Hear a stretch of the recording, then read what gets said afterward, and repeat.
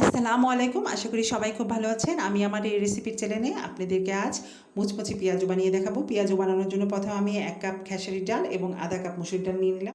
ডালগুলো ভালোভাবে ধুয়ে নিব যাতে ডালগুলোর মধ্যে কোনো রকম ময়লা না থাকে। তারপর পানি ঝরিয়ে ২ কাপ পানি দিয়ে ভালোভাবে এটাকে ভিজিয়ে রাখবো ১ ঘন্টার জন্য ঢেকে।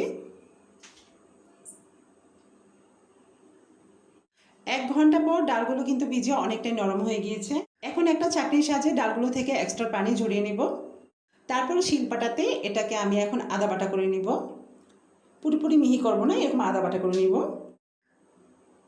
তারপর আমি মিশ্রণটিতে দিয়ে দিব ১ কাপ পরিমাণ পেঁয়াজ কুচি, ১ চা চামচ পরিমাণ রসুন বাটা, আধা চা চামচ পরিমাণ আদা বাটা, আধা চা চামচ পরিমাণ হলুদ গুঁড়ো, আধা চা চামচ পরিমাণ মরিচের গুঁড়ো আর টালা জিরের গুঁড়ো দিয়ে দিব আধা চা চামচ পরিমাণ। কাঁচামরিচ কুচি দিয়ে দিব ২ টেবিল চামচ পরিমাণ, ১.৫ চা চামচ লবণ, ১ টেবিল চামচ পরিমাণ চালের গুঁড়ো আর ১ টেবিল চামচ পরিমাণ ধনিয়া পাতা দিয়ে সমস্ত উপকরণ একসঙ্গে মাখিয়ে নিব।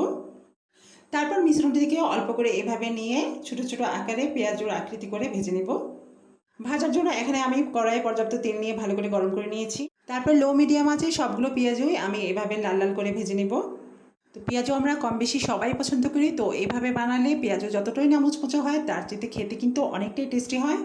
আশা করি আপনারাও ট্রাই করবেন। আর ভিডিওটি যদি আপনাদের ভালো লাগে থাকে অবশ্যই সাবস্ক্রাইব করে পাশে থাকা বেল বাটনে ক্লিক করে দিবেন আর বেশি বেশি করে শেয়ার কমেন্ট অ্যান্ড লাইক করতে ভুলবেন না।